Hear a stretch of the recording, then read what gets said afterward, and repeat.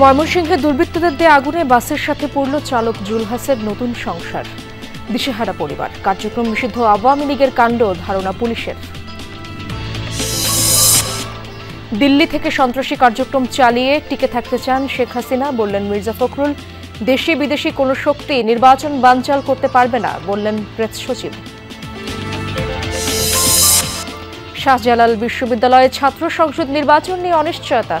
নভেম্বরের দ্বিতীয় সপ্তাহে ভোটের কথা থাকলেও এখনও হয়নি তফসিল ঘোষণা।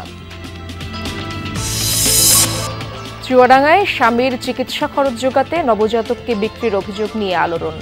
লেনদেনের কথা অস্বীকার, শিশুর দায়িত্ব নেয়া পরিবারের।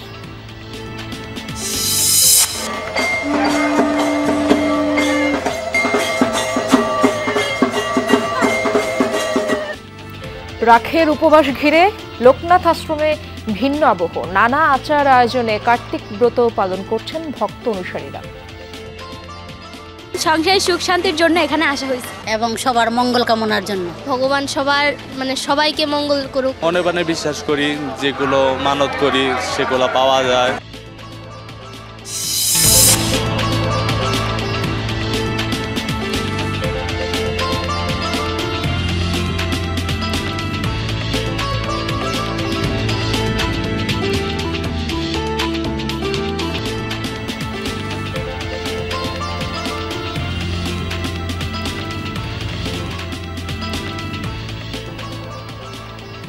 আমন্ত্রণ বিরতিহীন সংবাদ সারা দেশে। আপনাদের সঙ্গে আছি আমি ইশরাত জাহান। এতক্ষণ শিরোনামগুলো দেখছিলেন। ময়মনসিংহের ফুলবাড়িয়ায় বাসে দুর্বৃত্তদের দেয়া আগুনে পুড়ে মারা যাওয়া চালক জুলহাসের বাড়িতে কান্না থামছেই না। পরিবারের একমাত্র উপার্জনক্ষম ছিলেন তিনি। 1 বছর আগে বিয়ে করেছিলেন, কিন্তু আগুনে পুড়ল নতুন সংসার। এই ঘটনায় আহত হয়েছেন 2 জন। কার্যক্রম নিষিদ্ধ আওয়ামী লীগ এই নাশকতা চালিয়েছে বলে প্রাথমিক ধারণা পুলিশের।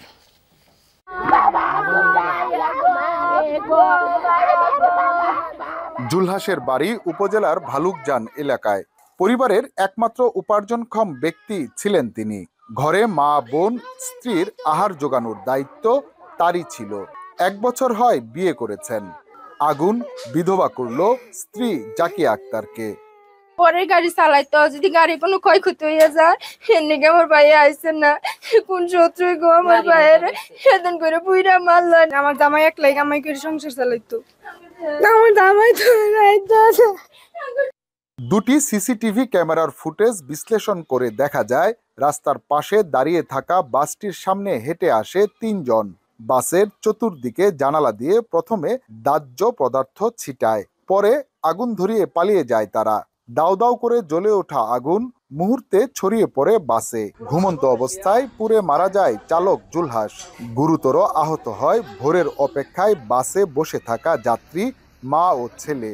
ময়মনসিংহের ফুলবাড়িয়ার ভালুকজান এলাকায় গভীর রাতে এই অগ্নিসংযোগের ঘটনা ঘটে। বিয়া করছে নতুন 1 বছর ধরে। ওখানে এই বোর্ড আর কি করতি, আর এই মার আর ছেলে কি করতি, এটা সবাই একটা বিচার চাই আর কি এলাকাবাসীর পক্ষ থেকে। পুলিশের প্রাথমিক ধারণা, নাশকতা চালাতে স্থানীয় আওয়ামী লীগের নেতাকর্মীরা এই ঘটনা ঘটিয়েছে। বেশ কিছুদিন ধরে আওয়ামী লীগ এবং তার অঙ্গ সংগঠন এবং তার নিষিদ্ধ কিছু সংগঠন প্রতিনিয়ত সোশ্যাল মিডিয়াতে বিভিন্ন ধরনের নাশকতামূলক কর্মকাণ্ড জন্য তারা বিভিন্ন ধরনের প্রোপাগান্ডা চালাচ্ছিল এবং গতকালকেও তারা বিভিন্ন জায়গায় মিছিল করেছে। এটা তাদেরই হয়তো বা কাজ হয়ে থাকতে পারে। আহত ছেলে শাহিদ ইসলাম বাদশাহ ও মা শারমিন সুলতানা বাসের জানালা দিয়ে লাফিয়ে আহত হন। তাদের উন্নত চিকিৎসার জন্য ঢাকায় পাঠানো হয়েছে।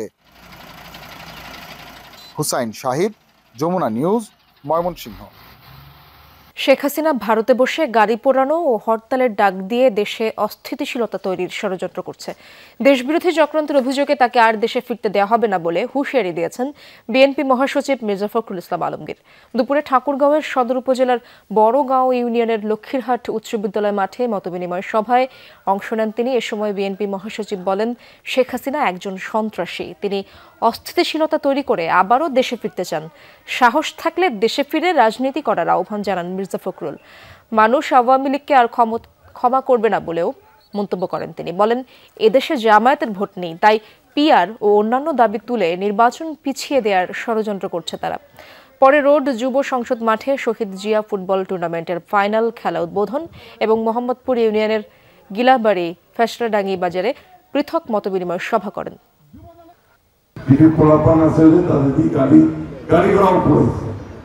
এখন এই গাড়ি ঘোড়া যারা এইভাবে পুরাবে তারা দেশের সম্পদ নষ্ট করবে, আর যে দিল্লিতে আরামে বসে থাকবে তাকে কি আমরা এই দেশের আসতে দিব? শহর থেকে আসো, এই দেশের সামনে, জনগণের সামনে আসে রাজনীতি করো। যে দিল্লিতে বসে ওইখান থেকে দেশের সর্বনাশ আর করো না। নির্বাচন বানচালের চেষ্টা করছে আওয়ামী লীগ, সেজন্য দেশে জ্বালাও পোড়াও চালাচ্ছে তারা। কুমিল্লায় এমন অভিযোগ করেছেন প্রধান উপদেষ্টার প্রেস সচিব শফিকুল আলম। সকালে 14 গ্রামে কুলিয়ারা উচ্চ বিদ্যালয়ের নতুন ভবনের ভিত্তিপ্রস্তর স্থাপন অনুষ্ঠানে অংশ নেন তিনি। এ সময় তিনি বলেন, ফ্যাসিস্ট রাজনৈতিক দলটি দেশে জ্বালাও পোড়াও চালিয়ে প্রমাণ করছে তাদের নেশাই সন্ত্রাসী কর্মকাণ্ড। তিনি আরো বলেন, ফেব্রুয়ারির প্রথম ভাগে সংসদ নির্বাচন আয়োজনে কোনো শঙ্কা নেই। দেশি বিদেশি কোনো শক্তি এই নির্বাচন বানচাল করতে পারবে না। শফিকুল আলম আরো বলেন, রাজনৈতিক দলগুলোর মধ্যে মতবিরোধ থাকতে পারে, তবে সবাই নির্বাচনের প্রস্তুতি নিচ্ছে। একটি উৎসব মুখর ও অংশগ্রহণমূলক নির্বাচন চাইছে সবাই। 13 তারিখকে সামনে রেখে আওয়ামী লীগ তাদের এক ধরনের ডিস্ট্রাকটিভ এবং ভায়োলেন্ট অ্যাক্টিভিটিস করার চেষ্টা করছে। তা আমাদের পুলিশ সারা দেশেই অ্যালার্ট আছে এবং যথাবিহিত তারা অ্যাকশনে যাচ্ছে। আওয়ামী লীগের গত কয়েক মাসের কার্যক্রমে বোঝা গেছে দলটি কখনোই গণমানুষের পক্ষে ছিল না। তারা অতীতে এবং বর্তমানে জ্বালাও পোড়াও আগুন সন্ত্রাস করছে তা স্পষ্ট, এমন মন্তব্য করেছেন এনসিপির দক্ষিণাঞ্চলের মুখ্য সংগঠক হাসনাত আব্দুল্লাহ। সকালে নারায়ণগঞ্জে এনসিপির জেলা কার্যালয় উদ্বোধন করেন দলের এই শীর্ষ নেতা। বলেন, গণ অভ্যুত্থানের মধ্য দিয়ে যে রাজনৈতিক দলের পতন হয়েছে সে দলের রাজনীতি করার সুযোগ নেই। যারা দেশ সংস্কারের পক্ষে কেবল তাদের নিয়ে জোট গঠন করবে এনসিপি। নভেম্বরের তৃতীয় সপ্তাহের মধ্যে এনসিপির প্রাথমিক প্রার্থী তালিকা প্রকাশ করা হবে বলেও জানান হাসনাত আব্দুল্লাহ। পাশাপাশি আগামী নির্বাচন সুষ্ঠু করতে আইনশৃঙ্খলা বাহিনী সহ অন্যান্য প্রতিষ্ঠানগুলোকে সুসংহত করার তাগিদ দেন তিনি। আওয়ামী লীগ কখনোই গণমানুষের দল ছিল না। এই যে আগুন সন্ত্রাস জ্বালা পোড়াও এগুলো কারা করেছিল অতীতে এবং বর্তমানে কারা করেছে এটি সুস্পষ্ট হয়ে গিয়েছে গত 2 দিনের কার্যক্রম। ক্যাটালিস্টের ভূমিকায় চলে যাবে প্রশাসন আর জনগণ হয়ে যাবে মাইনর। আসলে সেই নির্বাচন দিয়ে আমাদের গণতান্ত্রিক প্রত্যাশিত রূপান্তর কতটা ঘটবে সেটির বিষয়ে আমরা সন্দিহান। ব্রাহ্মণবাড়িয়া 5 আসনে ধানের শীষের বিজয় নিশ্চিতে জোরে সোরে মাঠে নেমেছে বিএনপি। অন্তত 1 ডজন মনোনয়ন প্রত্যাশীর মধ্যে নবীনগর উপজেলা বিএনপির সভাপতি অ্যাডভোকেট এম.এ. মান্নানকে প্রাথমিকভাবে প্রার্থী ঘোষণা করেছে দলটি।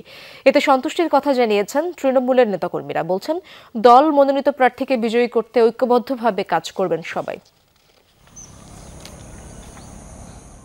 মেঘনা ও তিতাস নদী বেষ্টিত ব্রাহ্মণবাড়িয়ার নবীনগর উপজেলা যোগাযোগ ব্যবস্থা, কর্মসংস্থান সহ বিভিন্ন দিক থেকে বেশ পিছিয়ে এই জনপদ। দীর্ঘদিনেও কাঙ্ক্ষিত উন্নয়ন না হওয়ায় ক্ষোভ রয়েছে স্থানীয়দের মাঝে। আসন্ন সংসদ নির্বাচন ঘিরে নানান হিসেব কষছেন ভোটাররা। এবার সুষ্ঠুভাবে পছন্দের প্রার্থীকে ভোট দিতে পারবেন এমন প্রত্যাশা তাদের। 70 বছর ধরে আমরা দেশে নির্বাচন হচ্ছে, আমরা ভোট দিতে পারি নাই, ভোট কিনে যাইতে পারি নাই। এবারে ইনশাল্লাহ আমরা ভোট কিনে যাইতে পারবো। সার, ডিজেল এবং বীজ এই তিনটা আমরা দামটা কমাই দেয় আমরা একটু ভালো। আসনটিতে বিজয়ী হতে এরই মধ্যে জোরে সোরে মাঠে নেমেছে বিএনপি। দলের মনোনয়ন পেতে অনেকদিন ধরে এলাকায় কাজ করছেন অন্তত 1 ডজন নেতা। প্রাথমিকভাবে ব্রাহ্মণবাড়িয়া 5 আসনে মনোনয়ন পেয়েছেন উপজেলা বিএনপির সভাপতি অ্যাডভোকেট এম.এ. মান্নান। দলের ত্যাগী নেতাকে মূল্যায়ন করায় খুশি বিএনপির তৃণমূলের নেতাকর্মীরা। Advocate M A. মান্নান সব দলীয় কর্মকাণ্ড সব সময় উনি আমাদের পাশে ছিল, আন্দোলন সংগ্রামে উনি সবসময় ছিল। আমরা একমাত্র আমাদের মূল স্রোত অ্যাডভোকেট এম.এ. মান্নানের নেতৃত্বে নবীনগর প্রতিটি আন্দোলন সংগ্রামে আমরা অগ্রণী ভূমিকা পালন করেছি। আমরা সবাই ঐক্যবদ্ধ হয়ে আমরা ওই দানের শীর্ষের প্রতীক আমরা আনুগত্য করে যার হাতে দানের শীষ তুলে দিয়েছে আমরা তার জন্য কাজ করব। প্রার্থী ঘোষণার পর বাকি মনোনয়ন প্রত্যাশীদের বাড়িতে গিয়ে তাদের সাথে শুভেচ্ছা বিনিময় করেছেন এম.এ. মান্নান। সবাইকে সাথে নিয়ে এলাকার উন্নয়নে কাজ করতে চান তিনি।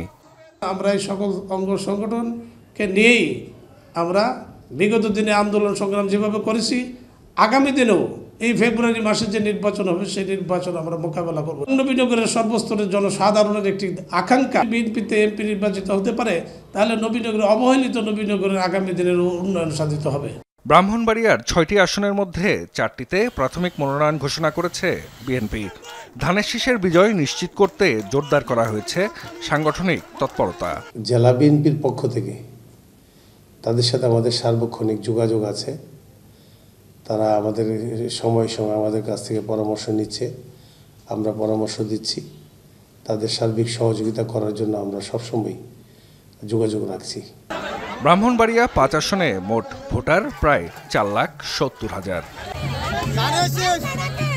জাহিদ হাসান, যমুনা নিউজ। সাতক্ষীরা ৩ আসনে বিএনপির মনোনয়ন পুনর্বিবেচনার দাবিতে আজও বিক্ষোভ করছেন মনোনয়ন বঞ্চিত ডক্টর শহীদুল আলমের কর্মী সমর্থকরা। প্রার্থী পরিবর্তন না করা পর্যন্ত আন্দোলন চালিয়ে যাওয়ার ঘোষণা তাদের। এ বিষয়ে আরো জানবো, সাতক্ষীরা থেকে যুক্ত হচ্ছেন আমার সহকর্মী আকরামুল ইসলাম। আকরাম, প্রায় প্রতিদিনই তো বিক্ষোভ সহ বিভিন্ন কর্মসূচি পালন করছেন নেতাকর্মীরা, তাদের দাবি দেওয়া সম্পর্কে আমাদেরকে বিস্তারিত জানাবেন।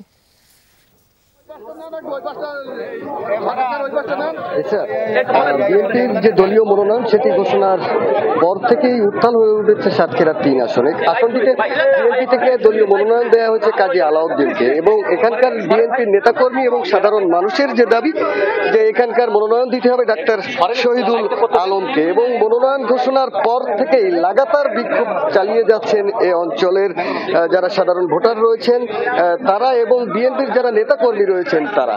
এবং আজকে কিন্তু মহিলা সমাবেশ চলছে, আপনি দেখছেন হাজারো মহিলারা কিন্তু জড়ো হয়েছেন। তাদের যে দাবি তারা বলছেন যে তারা ডাক্তার শহীদুল আলমকে মনোনয়ন চান তারা। আমরা একজন সমাবেশে অংশ নিয়ে এক নারীর কাছ থেকে জানতে চাই, আপনাদের দাবি মূলত কি নিয়ে আপনারা আন্দোলন করছেন? আমাদের দাবি শহীদুল আলমকে নমিনেশন দিতেই হবে। আমরা এই আন্দোলন করছি শুধুমাত্র আমাদের গরিবের ডাক্তার শহীদুল আলম ভাইয়ের জন্য। আমাদের গরিবের ডাক্তার উনি সারা জীবন রাজপথে আছেন আর সকল মানুষের উপকার করে আসছেন। উনি সাধারণ জনগণের নেতা। আমরা তখন থেকেই দেখছি উনি সাধারণ মানুষকে সব সময় উপকার করে আসছেন। এখন আজ কি কারণে এই শহীদুল আলম নমিনেশন পাইল না? 18 সালে নমিনেশন পাইছে, কিন্তু এই 25 সালে কেন শহীদুল আলম নমিনেশন পাইছে না? তাকে বলা হয়েছে তার নামে নাকি মামলা আছে। তিনি হচ্ছে গরিবের জনগণ সবাই চাচ্ছে যে শহীদুল আলমকে নমিনেশন দিতে হবে। আমরা আন্দোলনের যে শুরু থেকেই কিন্তু দর্শকদের জানিয়ে আসছি, মূলত এই অঞ্চলের মানুষদের মাঝে ডাক্তার শহীদুল আলম বেশ জনপ্রিয় এবং তিনি ডাক্তার হওয়ার কারণে মানুষদের যে সেবা বিভিন্ন সময় করেছেন এবং বিনা পয়সাই করেছেন এই অঞ্চলের সাধারণ মানুষ দাবি করছেন, যার ফলে যে এই অঞ্চলের যারা সাধারণ খেটে বিভিন্ন শ্রেণী মানুষ এবং যারা রাজনৈতিক ব্যক্তিত্ব রয়েছে বিএনপির সবাই কিন্তু একাট্টা হয়ে গেছেন ডাক্তার শহীদুল আলমের মনোনয়নের দাবিতে। ইসরাত জি, ধন্যবাদ আপনাকে আকরাম। নোয়াখালীতে সম্প্রীতি, বাস্তবতা ও রাষ্ট্র কাঠামো মেরামতের ৩১ দফা শীর্ষক এবং জাতীয় বিপ্লব ও সংহতি দিবস উপলক্ষে বিএনপির গণসমাবেশ অনুষ্ঠিত হয়েছে। হাতিয়ার প্রকৌশলী ফজলুল আজিম মহিলা কলেজ মাঠে অনুষ্ঠিত হয় এই সমাবেশ। এ সময় উপস্থিত নেতাকর্মীরা ও সাধারণ জনগণ নোয়াখালীর ৬ আসনের প্রার্থী পরিবর্তনের দাবি করেন। সমাবেশের সভাপতিত্ব করেন জেলা বিএনপির সাবেক সদস্য বীর মুক্তিযোদ্ধা খন্দকার মোহাম্মদ আব্দুল কালাম। প্রধান অতিথি হিসেবে উপস্থিত ছিলেন হাতিয়ার সাবেক সংসদ সদস্য প্রকৌশলী মোহাম্মদ ফজলুল আজিম। দীর্ঘ ২৮ বছর পর অনুষ্ঠিত হতে যাওয়া শাহজালাল বিজ্ঞান ও প্রযুক্তি বিশ্ববিদ্যালয় কেন্দ্রীয় ছাত্র সংসদ নির্বাচন নিয়ে আবারও দেখা দিয়েছে অনিশ্চয়তা। নভেম্বরের দ্বিতীয় সপ্তাহে নির্বাচন আয়োজনের কথা থাকলেও এখনও তফসিল ঘোষণা করেনি বিশ্ববিদ্যালয় প্রশাসন। নির্বাচন কমিশন প্রস্তুতি সম্পন্নের কথা বললেও শিক্ষার্থীদের মধ্যে রয়েছে শঙ্কা। সবশেষ ১৯৯৭ সালে অনুষ্ঠিত হয় শাহজালাল বিজ্ঞান ও প্রযুক্তি বিশ্ববিদ্যালয়ে কেন্দ্রীয় ছাত্র সংসদ নির্বাচন। এরপর কেটে গেছে ২৮ বছর। দেশের অন্যান্য বিশ্ববিদ্যালয়ে ছাত্র সংসদ নির্বাচনের পর থেকেই আলোচনায় সাকসু। পরবর্তীতে নভেম্বরের দ্বিতীয় সপ্তাহে নির্বাচন আয়োজনের কথাও জানায় বিশ্ববিদ্যালয় প্রশাসন। তবে বিলম্ব হওয়ায় আন্দোলনে নামেন শিক্ষার্থীদের একাংশ। ১৩ সদস্যের নির্বাচন কমিশন গঠন করলে সেখান থেকে পদত্যাগ করেন ৪ শিক্ষক। এরপর আর ঘোষণা হয়নি তফসিল। সব মিলিয়ে সাকসু নিয়ে শিক্ষার্থীদের মধ্যে দেখা দিয়েছে শঙ্কা। যদি তফসিলটা এই সপ্তাহের মধ্যে ঘোষণা না হয়, প্রার্থীর লিস্টটা এই সপ্তাহের মধ্যে ঘোষণা না হয়, তাহলে আমার শাকসু নির্বাচন হওয়া নিয়ে আমার একটা আশঙ্কা আছে। ডিসেম্বর ইলেকশন না হলে আপনার ফেব্রুয়ারিতে আপনার জাতীয় সংসদ নির্বাচন হচ্ছে, তো সেক্ষেত্রে আমার মনে হয় ইলেকশন না হওয়ার পসিবিলিটি একটু বেশি। অন্যান্য ছাত্র সংগঠন নির্বাচন নিয়ে প্রস্তুত থাকলেও এখনও লেভেল প্লেইং ফিল্ড তৈরি হয়নি দাবি ছাত্রদলের। আমরা সবাইকে চিনি, সবাইকে জানি। আমাদের প্রতিযোগী যে বন্ধুরা আছে যারা নির্বাচন করার কথা ভাবছেন, সবাই নতুন উদ্যমে কাজ করছে। সবাই সবার জায়গা থেকে শিক্ষার্থীদের কল্যাণ হবে যে কাজগুলোতে এই ধরনের কাজগুলো কিন্তু নিয়ে আসছেন। তো আমি মনে করি লেভেল প্লেইং ফিল্ডও আছে। মিনিমাম তো একটা সময় দিতে হবে, সকল দলের সঠিকভাবে কার্যক্রমগুলো পরিচালনা করা উচিত, সবাইকে চেনা উচিত, সাধারণ শিক্ষার্থীদের কে কোন দল করে সেটা জানা উচিত। তো সেই জায়গা থেকে আমি মনে করি যে এটা এখনো যথেষ্ট নয়। নির্বাচন কমিশনের আশ্বাস, চলতি সপ্তাহেই ঘোষণা হতে পারে তফসিল। এতটুকু বলতে পারি, এক্স্যাক্টলি আমি তারিখ না বললেও যে আমরা প্রস্তুত আছি, আর এই সপ্তাহের মধ্যে এটা হবে তফসিলের ব্যাপারে যে সিদ্ধান্ত পাওয়া যাবে আশা করছি আর কি। সকল শিক্ষার্থীদের অংশগ্রহণ নিশ্চিত করে দ্রুত সময়ের মধ্যে শাকসু নির্বাচনের প্রত্যাশা ছাত্র সংগঠনগুলোর। নাবিল হোসেন, যমুনা নিউজ, সিলেট। মুন্সিগঞ্জে বিএনপির দু গ্রুপের সংঘর্ষের ঘটনায় আহত একজন চিকিৎসাধীন অবস্থায় মারা গেছেন। এ নিয়ে নিহতের সংখ্যা বেড়ে দাঁড়ালো 2 জনে। দুপুরে ঢাকা মেডিকেলে মৃত্যু হয় রায়হান খানের। এদিকে এই ঘটনায় জিজ্ঞাসাবাদের জন্য 2 জনকে আটক করেছে পুলিশ, তবে এখনো মামলা হয়নি। সোমবার সকালে জেলা বিএনপির আহ্বায়ক কমিটির সদস্য আতাউর রহমান মল্লিক এবং ইউনিয়ন বিএনপির সাবেক সহসভাপতি আওলাদ হোসেন গ্রুপের সমর্থকদের মধ্যে আধিপত্য বিস্তার নিয়ে সংঘর্ষ হয়। এ সময় ককটেল বিস্ফোরণ এবং উভয় পক্ষের মধ্যে গোলাগুলিও হয়। এতে গুলিবিদ্ধ হয়ে নিহত হন আওলাদ গ্রুপের আরিফ মির। আহত হন বেশ কয়েকজন। এর আগে গত 3 নভেম্বর দুপক্ষের সংঘর্ষে নিহত হন একজন। নাটোরে এসএসসি পরীক্ষার্থীকে অপহরণ ও ধর্ষণ মামলায় 2টি আলাদা ধারায় বিদ্যালয়টির প্রধান শিক্ষককে যথাক্রমে 14 বছর ও যাবজ্জীবন কারাদণ্ড দিয়েছেন আদালত। দুপুরে রাজশাহীর দ্রুত বিচার ট্রাইব্যুনালের বিচারক মোহাম্মদ মহিদুজ্জামান এই রায় দেন। অপহরণের দায়ে দেওয়া হয়েছে 14 বছরের কারাদণ্ড আর ধর্ষণের দায়ে যাবজ্জীবন কারাদণ্ড।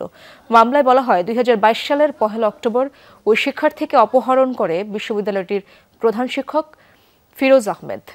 বিদ্যালয়টির প্রধান শিক্ষক ফিরোজ আহমেদ রাজশাহীর একটি বাসায় আটকে রেখে তাকে ধর্ষণ করা হয়।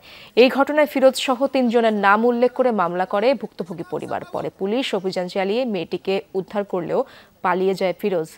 ঘটনার 11 দিন পর গাজীপুর থেকে তাকে গ্রেপ্তার করে আইনশৃঙ্খলা বাহিনী। 2023 সালে জামিনে বেরিয়ে ভুক্তভোগী পরিবার ও মামলার সাক্ষীদের হুমকি দেয়া সহ কয়েকটি হয়রানিমূলক মামলা করে ফিরোজ। সেই মামলায় জেল খাটেন ওই শিক্ষার্থীর বাবা। রায়ে সন্তোষ প্রকাশ করেছে ভুক্তভোগী পরিবার। অন্যদিকে রায়ের বিরুদ্ধে উচ্চ আদালতে যাওয়ার কথা জানিয়েছে আসামির পরিবার। সাক্ষ্য প্রমাণ পর্যালোচনার শেষে আজকে যে জাজমেন্ট দিলেন সেটা হলো 7 ধারায় এই আসামির 14 বছর কারাদণ্ড এবং 9-1 যেটা ধর্ষণের ধারা সেটাতে যাবজ্জীবন জেল এবং 20,000 টাকা জরিমানা। আগামীর চ্যালেঞ্জ মোকাবেলায় আর্মি সার্ভিস কোর সদস্যদের প্রস্তুত থাকার নির্দেশ দিয়েছেন সেনাবাহিনী প্রধান জেনারেল ওয়াকারুজ্জামান। সকালে খুলনার জাহানাবাদ সেনানিবাসে আর্মি সার্ভিস কোরের 44তম বাৎসরিক অধিনায়ক সম্মেলনে যোগ দেন তিনি। সেনাবাহিনীর বিভিন্ন গৌরবোজ্জ্বল অবদান ও ঐতিহ্য তুলে ধরেন। সেই সাথে আধুনিক ও যুগোপযোগী প্রশিক্ষণের মাধ্যমে সক্ষমতা অর্জন ও 21 শতাব্দীর চ্যালেঞ্জ মোকাবেলায় প্রস্তুত থাকতে আর্মি সার্ভিস কোরের সদস্যদের প্রতি আহ্বান জানান সেনাপ্রধান। সম্মেলনে কোরের প্রযুক্তিগত উন্নয়ন, গবেষণা, পেশাগত দক্ষতা বৃদ্ধি ও ভবিষ্যৎ পরিকল্পনা সহ বিভিন্ন বিষয়ে আলোচনা হয়। এ সময় জিওসি পদাতিক ডিভিশন, এরিয়া কমান্ডার ও সেনা সদরের ঊর্ধ্বতন কর্মকর্তারা উপস্থিত ছিলেন। স্বামীর চিকিৎসা খরচ জোগাতে নবজাতককে আরেক দম্পতির হাতে তুলে দেওয়ার অভিযোগ উঠেছে চুয়াডাঙ্গায়। অনেকটা গোপনে শিশুকন্যার পরিচয়ে বদল হলেও বিনিময়ে লেনদেন নিয়ে উঠেছে অভিযোগ। বিষয়টি জানাজানি হলে এলাকায় আলোড়ন সৃষ্টি হয়। যদিও শিশুর দায়িত্ব নেওয়ার পরিবারের দাবি, লেনদেন ছাড়াই দায়িত্ব নিয়েছেন তারা। আমার স্বামী আজ যাতে পুষতেই পাইত, তাহলে তো আমার নিজের সন্তান আমি কেউ কোলে দিতাম না, আর মানুষের কথাও শুনতাম না। আমার কেউ এক গ্লাস পানি দেওয়ার মতো লোক নেই। গত 28 অক্টোবর চুয়াডাঙ্গার দর্শনার একটি ক্লিনিকে তৃতীয় সন্তান হিসেবে কন্যা শিশুর জন্ম দেন ইসমত আরা খাতুন ও মিকাইল হোসেন দম্পতি। আকন্দবাড়িয়া আবাসনে বাস করা দম্পতি চিকিৎসা খরচ জোগাতে সেদিনই কন্যা শিশুটিকে তুলে দেন আরেক নিঃসন্তান দম্পতির হাতে। বিষয়টি প্রথমে গোপন থাকলেও শিশুকন্যা হস্তান্তর বিনিময় নিয়ে অসন্তোষ ছড়ায়। জানাজানির পর লেনদেন নিয়ে ওঠে অভিযোগ। আমার স্বামীর জন্য আমার সব কিছু, আমার তো কিনা ক্ষমতা নেই, অত টাকা দামের ওষুধ আমি কি দিয়ে খাবো ভাই? এটা বলছে না আমরা আর পারবো না দিতে, আমার চলানো মতন কই দেয়, তা আমি ওই সন্তান ওদের কাছ থেকে নেবো না, যদি না কই দেয় তাহলে আমার সন্তান আমার আপনারা সবাই মিলে আমার সন্তান আমার বুকে ফিরিয়ে দেন। প্রতিবেশীরা বলছেন স্বামীর চিকিৎসা খরচ ও অস্ত্রোপচারের ব্যয় মেটাতে তৃতীয় কন্যা সন্তানকে অন্যের হাতে তুলে দিতে বাধ্য হয়েছে দরিদ্র পরিবারটি।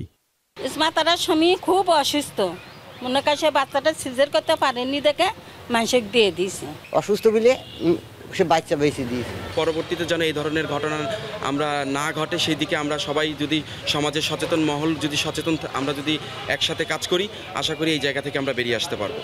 তবে দায়িত্ব নেওয়া পরিবারটির দাবি কোনো লেনদেনের প্রসঙ্গ ছিল না, বিনা দাবিতেই হস্তান্তর হয়েছে, সম্পন্ন হয়েছে এফিডেভিটও। সেই পরিবারের সাথে আমরা যোগাযোগ করি যে বাচ্চা যদি আপনারা দেন তাহলে আমরা নিতে ইচ্ছুক। কোনোই দাবি ছিল না, তখন তারা জানায় যে আপাতত হসপিটাল খরচটা দিলেই আর বাচ্চা যদি ভালো থাকে এটাই তাদের চাহিদা, যত সরকারি কার্যক্রম থাকে ওইটা কমপ্লিট করার পরে আমরা বাচ্চাটা নিছি। নবজাতক নিয়ে দুই পরিবারের এমন জটিলতা নিরসনে মানবিক সহায়তা দেওয়ার আশ্বাস স্থানীয় প্রশাসনের। জিসান আহমেদ, যমুনা নিউজ, চুয়াডাঙ্গা। টাঙ্গাইলে মাইক্রোবাসের ধাক্কায় সিএনজি অটোরিকশার গ্যাস সিলিন্ডার বিস্ফোরণে দগ্ধ হয়ে একজনের মৃত্যু হয়েছে। দুপুরে কালীহাতি উপজেলার নগরবাড়ি এলাকায় এই ঘটনা ঘটে। স্থানীয়রা জানায় টাঙ্গাইল থেকে ভুয়াপুরগামী সিএনজি অটোরিকশাটি নগরবাড়ি এলাকায় পৌঁছালে পেছন থেকে একটি মাইক্রোবাস ধাক্কা দেয়। এতে গ্যাস সিলিন্ডার বিস্ফোরিত হয়ে আগুন ধরে যায় অটোরিকশাটিতে। চালক কোনো রকমে বের হতে পারলেও দগ্ধ হয়ে মারা যান এক যাত্রী। খবর পেয়ে আগুন নেভায় ফায়ার সার্ভিস। আহত চালককে হাসপাতালে ভর্তি করা হয়েছে। গোপালগঞ্জে গরু চোর সন্দেহে একজনকে পিটিয়ে হত্যা করা হয়েছে। আহত হয়েছেন 7 জন। ভোরের দিকে মুকসুদপুরের হাজিবাগ গ্রামে এই ঘটনা ঘটে। পুলিশ জানায় উপজেলার লখাইরচর গ্রামের ঝিল্লু কাজীর গোয়ালঘর থেকে একটি গাভী ও একটি বাছুর চুরি করে ট্রাকে নিয়ে পালিয়ে যাচ্ছিল 8 সদস্যের গরুর চোর চক্র। ট্রাকটি হাজিবাগ গ্রামে পৌঁছালে স্থানীয়রা চোর সন্দেহে তাদেরকে আটক করে। মারধরের পর রাস্তায় ফেলে রাখে স্থানীয়রা। খবর পেয়ে পুলিশ গিয়ে 8 জনকে হাসপাতালে নিলে চিকিৎসক শামীম মিয়া নামে একজনকে মৃত ঘোষণা করেন। মরদেহ ময়নাতদন্তের জন্য গোপালগঞ্জ জেনারেল হাসপাতালে পাঠানো হয়েছে।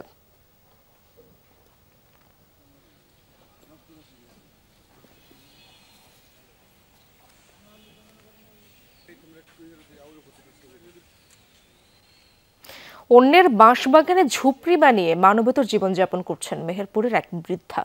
স্বামী সন্তান হারিয়েছেন অনেক বছর আগে।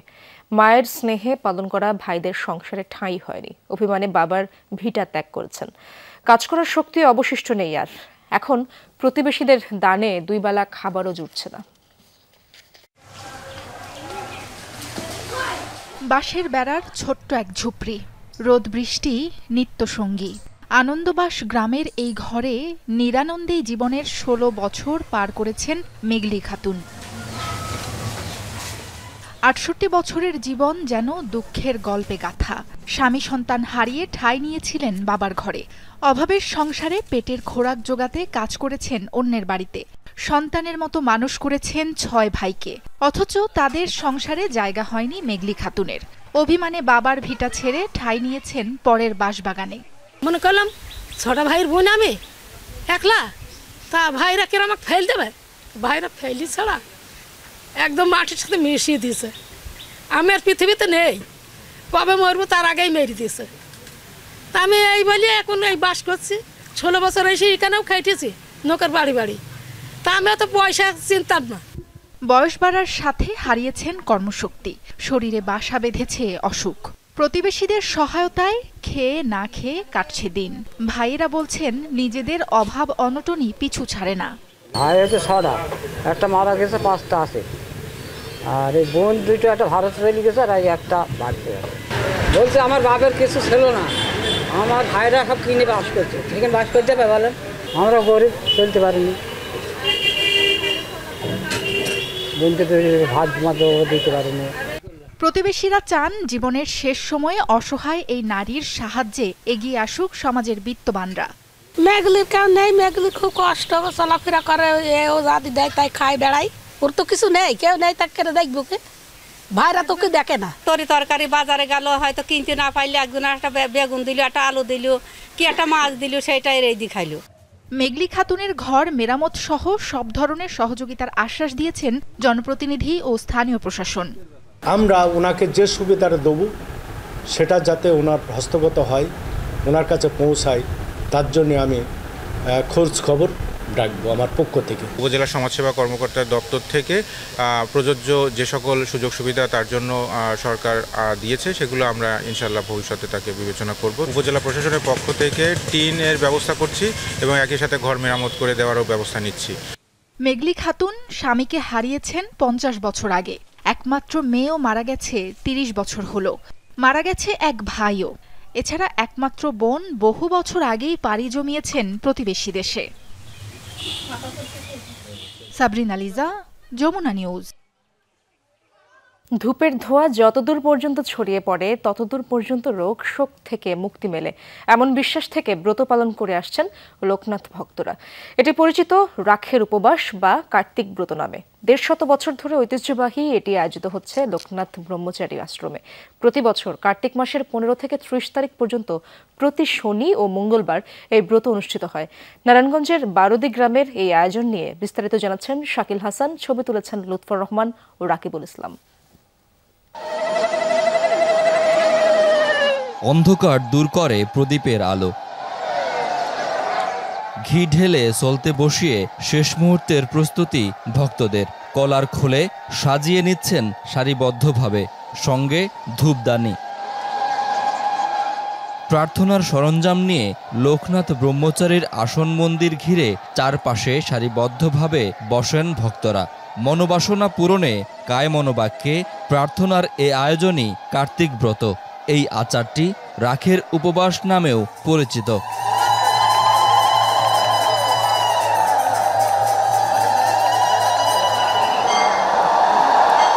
দিনের শেষে সূর্য ঢলে পড়ে পশ্চিম আকাশে। ঘণ্টা আর উলুধ্বনিতে অন্ধকার দূর করতে প্রদীপ জ্বালান ভক্তরা। শুরু হয় কার্তিক ব্রতের মূল প্রার্থনা। কলেরা ও বসন্ত থেকে রক্ষা পেতে এ আয়োজনের নির্দেশ দিয়েছিলেন লোকনাথ ব্রহ্মচারী। প্রতি বছর কার্তিক মাসের 15 থেকে 30 তারিখ পর্যন্ত প্রতি শনি ও মঙ্গলবার এই ব্রত অনুষ্ঠিত হয় নারায়ণগঞ্জের বারোদি গ্রামের লোকনাথ ব্রহ্মচারী আশ্রমে। সংসারের সুখ শান্তির জন্য এখানে আসা হয়েছে এবং সবার মঙ্গল কামনার জন্য। ভগবান সবাইকে মঙ্গল করুক। আসলাম বাবার কাছে কিছু চাওয়ার জন্য। মনে প্রাণে বিশ্বাস করি, যেগুলো মানত করি সেগুলো পাওয়া যায়। ধূপের ধোঁয়ায় ভরে ওঠে লোকনাথ আশ্রম। প্রদীপ, ধূপ, ফুল, ফল সামনে নিয়ে একাগ্রচিত্তে ভক্তরা মগ্ন থাকেন আরাধনায়। মৌনব্রত পালনের মাধ্যমে লোকনাথ ব্রহ্মচারীকে স্মরণ করেন ভক্তরা। ধূপের ধোঁয়ায় চারপাশে স্বর্গীয় এক পরিবেশ তৈরি হয় লোকনাথ ব্রহ্মচারী আশ্রমে। ভক্তদের প্রত্যাশা, এই ধোঁয়া যতদূর পর্যন্ত ছড়িয়ে পড়বে ততদূর পর্যন্ত মানুষের রোগ আর শোক থেকে মুক্তি মিলবে। তারা বলছেন আগামী দিনের ভবিষ্যৎ হবে মানুষের সুন্দর আর সুখময়। লোকনাথ ব্রহ্মচারী যেখানে টানা 26 বছর ধ্যান করেছেন সেটাই তার আসন মন্দির। এখানে তার স্মরণে চলে ভক্তিমূলক গান। এই বারোদিতে বাবার সমাধি আছে, এইখানে উনি দেহত্যাগ করছেন, এখানে সমাধি, এইখানে ওনার আসন মন্দির। এখান থেকে সারা দেশে 3 থেকে 400 মন্দির আছে। সমস্ত মন্দিরে একই দিনে আপনার এই কার্তিক ব্রত পালিত হচ্ছে। দিন দিন এটা আপনার কলেবর বাড়তেছে এবং আমরা দেখতেছি আপনার প্রতি বছরই ভক্তের সঙ্গে আজকে আপনারা যারা লক্ষ্য করতেছেন, এটা বলা যায় যে কয়েক বছরের মধ্যে সর্বোচ্চ সংখ্যক ভক্ত আজকে জড়ো হয়েছে। প্রার্থনা শেষে প্রসাদ খেয়ে উপবাস ভাঙেন ভক্তরা। আসন ছেড়ে প্রার্থনা উপকরণ নিয়ে সারিবদ্ধভাবে ভক্তরা রওনা দেন আশ্রম পুকুরের দিকে। আগামী বছরের প্রতীক্ষায় বিসর্জনের মধ্য দিয়ে সমাপ্তি ঘটে রাখের উপবাসের আনুষ্ঠানিকতা। প্রত্যাশা পূরণের তৃপ্তি নিয়ে ঘরে ফেরেন ভক্তরা। শাকিল হাসান, যমুনা নিউজ, নারায়ণগঞ্জ।